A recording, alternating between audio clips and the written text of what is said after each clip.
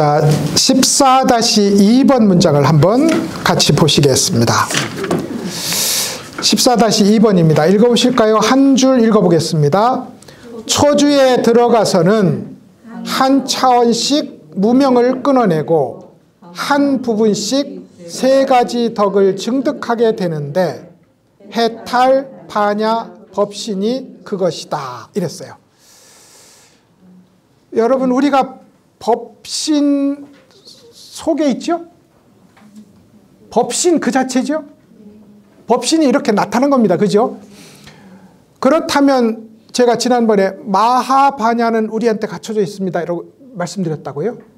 우리가 마하반야의 공부를 하는 것은 우리가 본래 갖춰져 있는 큰 반야지에 기대서 공부하는 거예요. 없는 지혜를 만들어내서 별도의 반야지혜를 찾아내서 성취하는 게 아니라고요.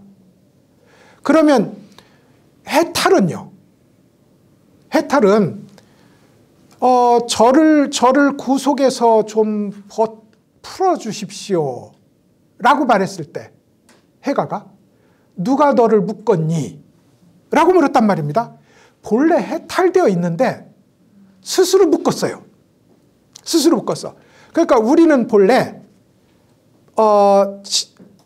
부처님 몸 그 자체이고 큰 지혜 그 자체이고 자유로운 해탈 그 자체인데 우리 스스로 묶고 감추고 파묻어서 반야와 법신과 해탈이 밖으로 드러나지 못한 상태가 됐습니다.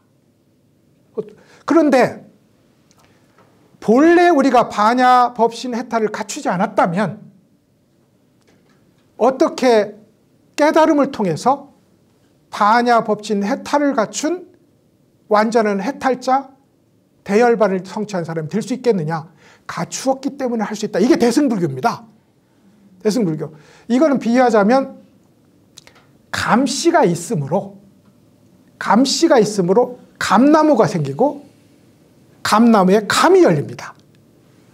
감씨 없으면 아무리 해도 안 돼요. 그래서 세 가지의 요인이 있습니다. 보세요. 우리는 성불 하는데 이미 세 가지 요인을 갖추고 있거나 열심히 노력해야 돼. 첫째로 감씨를 갖추고 있어요. 부처의 씨앗을 갖추고 있다고. 부처의 씨앗이 있으니 공부해서 부처가 됩니다. 부처의 씨앗이 없으면 안 되는 거잖아요. 그 다음에 이제 그 부처의 씨앗에서 본래 갖추고 있던 큰 거울 같은 지혜가 있는데 그 지혜가 뭐냐면 우리가 점점 거기다가 물을 주고 그리고 그것을 소위 알아차려서 여기에 감씨가 있어. 딴 데다 물 주잖아요. 여기에 감씨가 있다는 사실을 분명하게 알아야 됩니다. 그걸 깨달음 원인으로서의 불성이라고. 불성이 세 가지가 있어요. 본 몸체로서의 불성, 이걸 정인불성이라고 부르고, 그 다음에 깨달은 지혜를 여기다 집중해야 되므로 깨달은 요인으로서의 불성이라고 해서 요인불성이라는 게 있어요. 여기 불성이 있다는 걸 알아야 돼. 그러면 알고 나면 알기만 하면 됩니까? 물도 주고 거름도 줘야지. 가지치기도 해줘야지. 그럼 물도 주고 거름도 주고 가지치기도 해주는 것이 참선이고 삼천배고 능엄주라고. 이렇게 돼 있어요. 이걸 조건으로서의 불성이라고 해서 연인불성이라고 부릅니다. 불성이 세 가지인데 법신이 감씨입니다. 법신이 있기 때문에 부처가 돼요. 그래서 진짜 몸통으로서의 부처 이 원인이 감씨입니다. 그리고 나서 감씨가 여기 묻혔음을 아는 것, 이 사실이 삼덕으로 보면 반야의 씨앗입니다. 그리고 이것을 열심히 노력해서 능엄주도 하고 참선도 하고 절도 하고 해서 열심히 조건을 만들어주는 이것을 가리켜서 해탈로서의 씨앗이라고 부르고 이것이 조건으로서의 부처 씨앗입니다. 이렇게 부처 씨앗이 세 가지가 있어요. 몸통으로서의 씨앗, 알아차림으로서의 씨앗, 조건으로서의 씨앗. 이것을 법신, 반야, 해탈에 그대로 등치시킬 수 있다. 법신은 원래 법신이기 때문에 법신을 성취하고, 반야는 원래 반야를 갖췄기 때문에 반야를 성취하고, 해탈은 원래 묶여있지 않기 때문에 해탈을 성취합니다. 이 논리예요. 이 논리라서 지금 한 말씀이 그겁니다. 초주에 들어가서는 한 차원씩 무명을 끊어내고 한 부분씩 세 가지 덕을 증득하게 되는데, 해탈, 반야, 법신이 그것이다. 그러면 이제 초주부터 시작하니까 십신에서 들어가서 십주가 초주에 들어가면 감나무에 물이 들어가기 시작하고 감씨앗에 싹이 트기 시작하고 십행에서 열매가 달리고, 그리고 나중에 십지에 가서는 열매가 성숙해서 감을 직접 따먹습니다. 이 과정을 그러면 어디나 부처의 세 가지 몸을 갖추고 있는 거잖아요. 어디나. 그것이 이제 해탈, 반야, 법신입니다. 그 다음에 읽어보실까요? 이 세 가지의 덕은 세로나 가로로 나란하지 않아서 범어 이자의 세 점과 같고 대자재 천왕의 세 눈과 같아서 100개의 세계의 몸을 드러내어 8가지 모습으로 도를 성취하여 묻중생들을 구제한다. 그러니까 이제 반야, 해탈, 그리고 법신은 세신 동시에 하나다. 이거죠. 그죠? 세신 동시에 하나다. 근데 셋을 빼놓고 하나라고만 말해서도 안 되고, 왜냐하면 이렇게 해서 어느 쪽으로도 하나를 통일할 수 없기 때문에, 그와 동시에 셋이라고 분리해서 말할 수도 없다. 이게 한 몸이기 때문에. 이것이 이제 여기서 설명하고 있는 내용입니다. 이 반야법신 해탈이 우리로 하여금 다양한 방식으로 부처를 성불하게 만듭니다. 다 다양한 방식으로 성불하거든요. 다양한 세계에서 다양한 방식으로, 영어권에서는 영어하는 부처님이 태어나고, 중국어권에서는 중국어하는 부처님이 태어나고, 가난한 지역에서는 가난한 방식으로 태어나고, 이렇게 됐단 말입니다. 다양한 8가지 모습이라는 건 태어나서 열반에 이르기까지라는 뜻이고, 다양한 모양의 다른 이름입니다.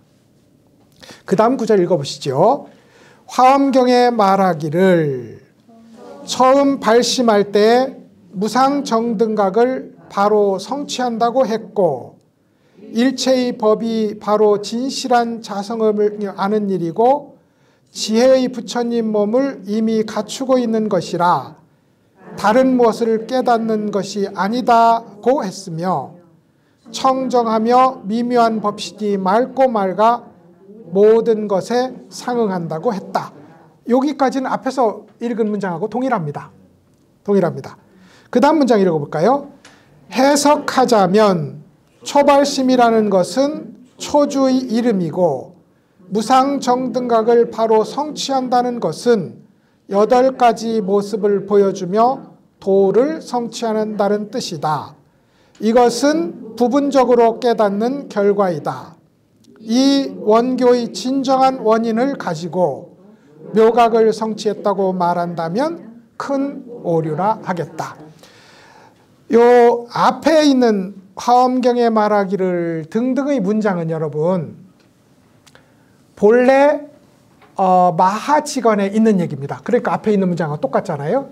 뒤에 해석하자면 이것은 고려 스님, 재관 스님이 설명을 한 것입니다. 고려의 재관 스님이라고, 당시 고려 신라는 중국의 불교와 비교해서 조금도 뒤지지 않았다.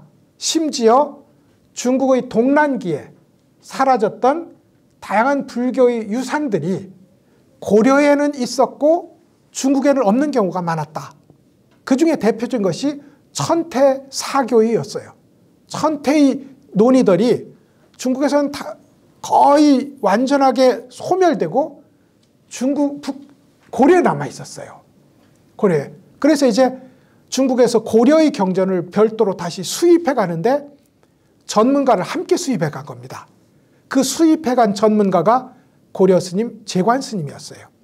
그래서 이제 재관 스님이 설명한 겁니다. 요 밑에. 해석하자면이라는 이 구절이요. 이 구절이. 핵심은 뭐냐면, 초발심에 견성한다 혹은 초발심에 도를 성취한다고 했는데 초발심은 보살 지위 중에서 최초의 지위인 초주이다. 이 얘기입니다. 초주이다. 그리고 초주의 무상정등각을 성취했다고 하는 말은 비로소 궤도에 바로 올랐다는 뜻이고, 그러니까 부산의 궤도에 오르면 서울은 가게 돼 있는 거잖아요. 궤도에 바로 올랐다는 뜻이지만 서울에 도착한 것은 아니므로 제대로 된 원인, 이게 진인입니다. 제대로 된 원인이라고 할 수 있지 궁극적 결과라고는 할 수 없다. 이해되시죠? 아주 빤한 얘기거든요. 궤도에 올랐으므로 무조건 가게 돼 있다. 그러므로 진짜 원인이다. 그렇지만 아직 서울이 아니므로 결과는 아니다. 이런 얘기를 여기서 설명합니다. 진인이지 진실한 원인이 될 수는 있어도 결과와 혼동해서는 안 된다. 그러면 부산역에서 철로에 제대로 기차를 올린 입장에서 나는 깨달았다 하면 됩니까? 안 됩니까? 이 문제거든. 안 되거든. 근데 부산역에서 오르고 보니 야, 이렇게 궤도에 오르니 편안하네. 아직 대구도 못 봤고 대전도 못 봤고 아무것도 못 본 거거든. 근데 내가 생각하는 대전은 말이야. 이렇게 하면 안 돼요. 대전을 봐야 대전을 말할 거 아니에요. 그런 의미에서 이제 부산에서 궤도에 올랐으니 훌륭하다. 훌륭하다. 근데 이것이 서울을 말하는 자격이 되지는 않는다. 대구, 대전, 서울을 말하는 자격이 되는 건 아니다.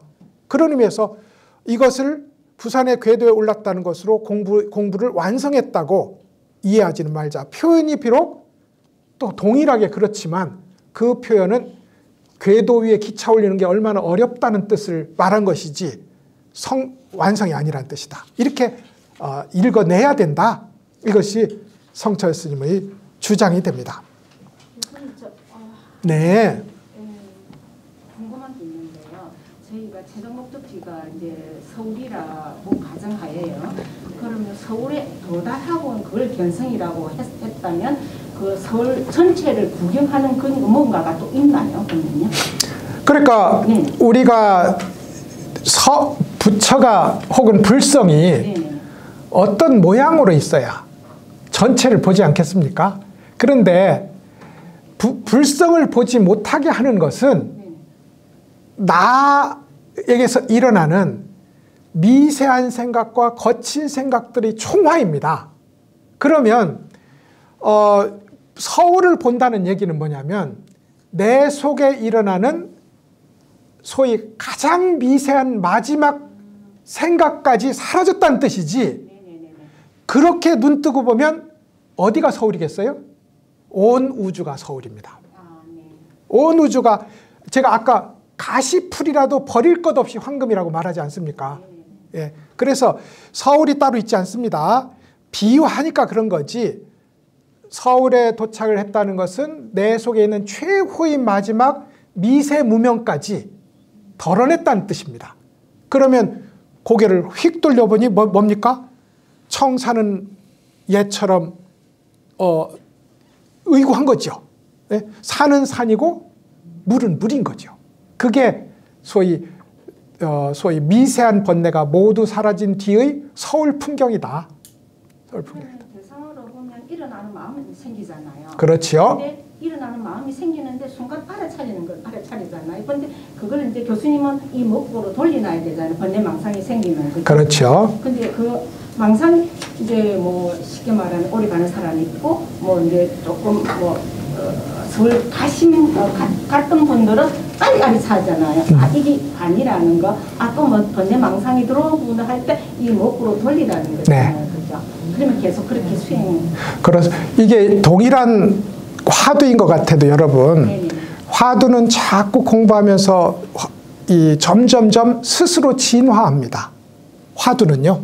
그래서 화두가 처음에 화두를 공부할 때와 나 화두 정말로 다 옛 선지식 스님들이 말하는 것처럼 화두가 들리는 것 같아. 한 덩어리야, 타성일편이야, 온 우주가 화두야 라고 해도 화두는 점점 진화하고 점점 강력하게 되어 간다고요. 그런 의미에서 공부를 그렇게 어떤 순간이든 바로 무심으로 뛰어드는 이 화두에 들어가면 어떨 때는 애써서 거기 들어가지만 나중에는 이먹고 할 필요도 없이 농담처럼 그러잖아요. 아침에 눈 뜨면 이, 저녁에 눈 감으면 먹고가 일어난다고. 그게 농담이 아닙니다. 그리고 성찰스님은 그걸 표현해서 동정이려, 몽중이려, 숙면이려로 표현한 거고요. 그렇게 이제 이해하시면 될 것 같고, 자, 그래서 이제 이야기를 봤습니다. 말하자면 부처에는 씨앗으로서의 부처와 열매로서의 부처가 있습니다. 둘은 완전히 동일하지만 우리가 씨앗에 감나무가 들어있잖아요. 우리 어릴 때 쪼개봤지 않습니까? 딱 쪼개봤더니 이때 씨앗에 감나무가 완전히 들어있지만 그걸 감나무라고도 할 수 없고 감이라고는 더더군다 못한다. 그래서 이제 원인으로서의 감나무와 결과로서의 감은 다른 것이다. 근데 씨앗이 있어야 감나무가 생기고 감을 연다는 것은 확실함으로 이 씨앗에 바로 눈 떠야 된다. 이런 얘기가 되겠습니다. 자, 이 좀 결론격에 해당하는 게 723쪽을 한번 열어보시면요. 그 밑에 인용문이 하나 있습니다. 성철스님 말씀인데 천천히 한번 읽어보시면 제가 설명한 내용이 뭔지 금방 이해가 되실 거예요. 읽어보실까요? 화음의 이치에서 보면 인과가 원흉하고 상즉하여 서로 거리낌이 없다. 따라서 초주를 묘각이라 하고 묘각을 초주라 하는 등 그 표현을 달리해도 전혀 상관이 없다. 그러나 그것은 이치이다. 사실에 있어서는 십지에 가서도 인과 과가 엄연히 다르다. 예, 씨앗과 열매가 엄연히 다르다 이 뜻입니다. 그리고 성철 스님은 사실 이게 이제 이치와 실천이라고 표현해도 되겠지요. 이치적으로는 조금도 틀림이 없다. 당신이 부처입니다. 이게 이치입니다. 실천적으로는 지금 당장 스스로에게 물어보는 겁니다. 내가 그럼 과연 부처인가? 아무리 생각해도 아닌 겁니다. 그러면 당장 부처인 자리로 돌격해 들어가는 거죠. 그 당장 부처인 자리에 쓱 발딛는 이 일을 공부 짓는다고 표현하고 성철스님은 그 길로 화두 참구를 든 겁니다. 이렇게 얘기했고요. 14-3 한번 보시겠습니다. 요거 읽고 마치면 딱 될 것 같아요. 여기에서 나아가 일품의 미세무명을 깨뜨리고 묘각의 지위에 들어가 번뇌의 부모인 무명과 영원히 이별하여 궁극적으로 열반의 산꼭대기에 오른다. 여기까지 보실까요? 그러니까 초주로부터 세어보시죠. 초주, 그러니까 10주, 10행, 10회양, 10지, 40개지요. 각 단계가 40계단이니까 40개의 무명을 깨트립니다. 40개의 무명을 깨트리고 40개의 진열을 증득해요. 그리고 나서 이제 10지 뒤에 등각이 있습니다. 등각인데 10지에서 등각으로 올라가면서 일품의 무명을 깨트리고 일생 보처. 여기는 그냥 기다리고 있으면 부처 되는 겁니다. 부처 후보생 부처야. 보처란 말이 후보생 보처입니다. 그래서 일생 보처인 후보 부처의 자리에 올라갑니다. 이게 등각이에요. 그리고 여기서 다시 마지막 무명을 뭐라고 하냐면 일품의 미세무명이라고 이름을 달리했어요. 다른 건 그냥 일품무명, 일품무명 해서 41품의 무명을 깨트렸는데 여기서는 마지막 일품의 미세무명을 깨트려요. 미세무명은 당연히 우리의 근본 무명에 해당하는 거잖아요. 무명. 그러니까 이걸 최고로 미세해서 나도 모르는데 물결이 졸졸졸 들어와서 번뇌의 연못을 채웁니다. 그 졸졸졸 나도 모르게 모르는 사이에 들어와서 번뇌의 연못을 채우므로 이걸 미세하다고 불렀어요. 졸졸졸 흘러 들어온다고 해서 미세유주라고도 부릅니다. 흘러 들어온다 이 말입니다. 미세유주. 그리고 이제 이거는 왜 일어나는지, 언제 일어나는지 몰라요. 그래서 시작점을 알 수 없습니다. 이걸 그래서 무시 시작이 없는 무명이라고 부릅니다. 시작이 없는 무명. 이게 없으면 부처잖아요. 부처인데 우리는 그런 의미에서 참 묘하게도 첫 출발점에 부처로서의 바탕과 중생으로서의 출발이 일어났다는 겁니다. 참 묘한 존재인 거예요. 그리고 이 묘한 존재이기 때문에 깨달음이 있습니다. 깨달음이. 번뇌를 고맙게 생각해야 된다 이 말입니다. 번뇌를 고맙게. 자, 그래서 이제 그 구절만 한번 설명드렸고요. 많은 소위 십주, 초주 언제 견성하느냐 얘기는 이야기가 많습니다. 화엄경에서 초주에 견성한다고 했는데 화엄경의 견성과 천태의 견성이 모두 초주에서 일어납니다. 10주 첫 번째 계단에서 일어난단 말이에요.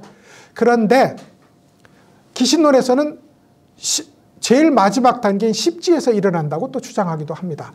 견성이 지위별로 각각 달라요.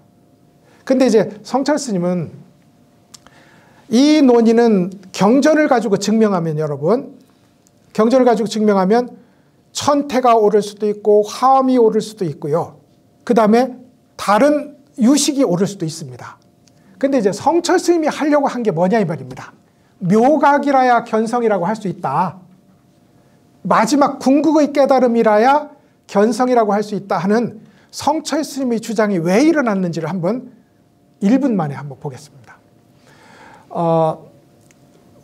불교는 여러 가지 방식으로 발전을 해왔어요. 그죠? 여러 가지 방식으로 시대가 요청하는 언어를 가지고 시대가 필요로 하는 메시지를 가지고 부처님의 본래 소리는 놓치지 않은 채 계속 방식을 바꾸면서 설법을 진행해 왔습니다. 이게 불교 발전사입니다.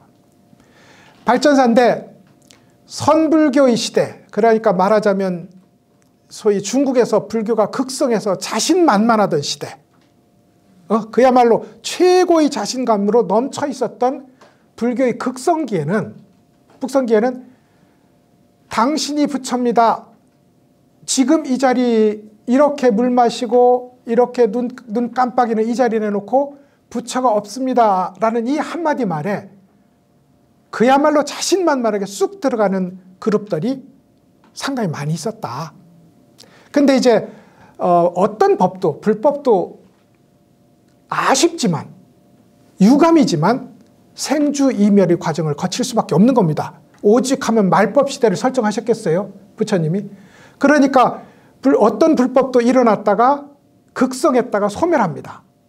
그런데 그 소멸하는 시기에 보면 각가지의 난맥상이 일어납니다. 난맥상이. 그러니까 이제 성철 스님이 만났던 시기의 불교는 참선이 극성한 시기도 아니고 참선의 명맥도 거의 끊어졌는데 참선이라고 조금 해본 사람은 전부 나도 부처와 다름이 없다고 뭔가 요만큼 알아놓고 전부 큰 소리 치는 그런 사람들이 수시로 발견되는 갑갑한 시대였다. 그런 상황 속에서 불교를 제자리에 올릴 필요가 있었어요. 그러자 성철 스님은 정말로 판이 크게 중국의 선불교를 살리는 작업을 하지 않고 부처님 당시의 법을 살리는 데로 돌아갑니다. 그러면서 역대 불교사의 명멸한 모든 불교의 발전되어 온 모든 페이지가 사실은 부처님의 깨달음이라는 걸 재현하고 있다는 점에서 완전히 동일하다. 소위 이런 발견에 이르게 된다고요. 그리고 소위 선종에서 말하는 견성이라는 것도 사실은 규정이 많거든요. 규정이 많아요. 뺨 한 대 맞고 견성했다고도 하고요. 하루 저녁 앉고 나서도 견성했다고 했단 말입니다. 그리고 그 칭찬은 다양했어요. 근데 성철 스님은 최고의 칭차, 부처님하고 완전한 동일한 깨달음을 이룬 칭차가 진짜고 그 진짜를 선으로 연결하면 부처님에게서 오비구에서 내려와서 말하자면 오늘날의 공부하는 여기까지 동일하게 그 완전한 깨달음을 성취한 맥이 연결된다. 그리고 그래야 된다. 선불교가 불교 밖에 있는 것이어서도 안 되고 견성이 그런 의미에서 구경각 아닌 별도의 다른 눈뜸이어서는 안 된다. 이 얘기였어요. 그러니까 왜 그렇게 신경질적으로 견성이 구경각 아니면 안 되냐? 이게 불교를 살리는 길이었기 때문이었다. 성철 스님이 생각하는 오늘날의 불교를 살리는 유일한 방법이 성철 스님이 몸담고 있던 참선이니까 참선의 최고지인 견성이 부처의 최고지인 구경각하고 동일해야 된다. 그런 의미에서 얘기가 이렇게 가는 겁니다. 여기까지 한번 보셨고요. 다음번 1시간에 또 걸쳐서 분파, 분증에 대한 얘기를 조금 더 해드리도록 하겠습니다. 자, 오늘 강의 들으신다고 수고 많으셨습니다.